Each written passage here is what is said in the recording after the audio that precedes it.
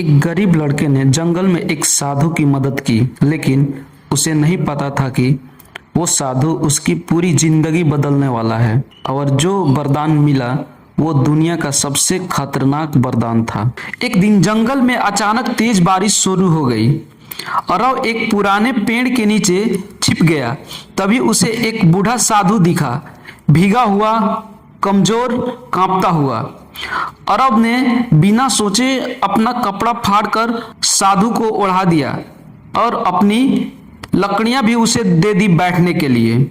साधु मुस्कुराया और बोला, बेटा, तूने बिना सोचे मदद की है, मैं तुझे एक वरदान देता हूँ। आरव चौंक गया। मुझे कुछ नहीं चाहिए बाबा, साधु ने कहा, तुझे जो चाहिए वो मुझे नहीं पता, लेकिन समय आने पर यह वरदान तुम्हारे काम आएगा। यह कहकर साधु गायब हो गया। अगले दिन से आरव को एक अजीब आवाज सुनाई देने लगी। कोई उसे रास्ता दिखाता, कभी कहता आज इस रास्ते पर मत जाना, कभी कहता इस आदमी की मदद कर। पहले तो आरव डर गया, लेकिन धीरे धीरे उसने उस आवाज पर भरोसा करना शुरू कर दिया। एक दिन आवाज ने कहा, आज शहर मत जाना। आरव ने नहीं सुना और चला गया।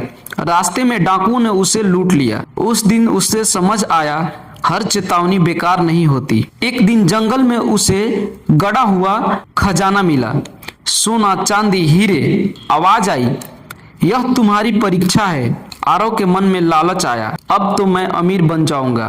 लेकिन फिर उसने सोचा, क्या यह सही है? वह खजाना लेकर गांव के मुखिया के पास गया और सब बता दिया। गांव वाले ने उसे ईमानदारी के लिए सम्मान दिया। सच्चाई हमेशा तुरंत फायदा नहीं देती, लेकिन जीवन भर सम्मान देती है। एक रात आवाज ने कहा, कल सूर्योदय से पहले पहाड़ पर पहुंच जाना। आरव गया। वहां से वही साधु फिर उसे मिला। साधु ने कहा, आज मैं तुम्हें समय का रहस्य बताऊंगा। उसने एक दीपक जलाया और कहा, यह तेरी जिंदगी है और यह हवा तेरे निर्णय।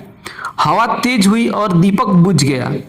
साधु बोला, अगर तू अपने फैसलों को संभाल नहीं पाएगा तो जिंदगी ऐसे ही बुझ जाएगी। एक दिन आरव बहुत परेशान था। उसने पूछा, बाबा, मुझे इतना सब क्यों मिल रहा है?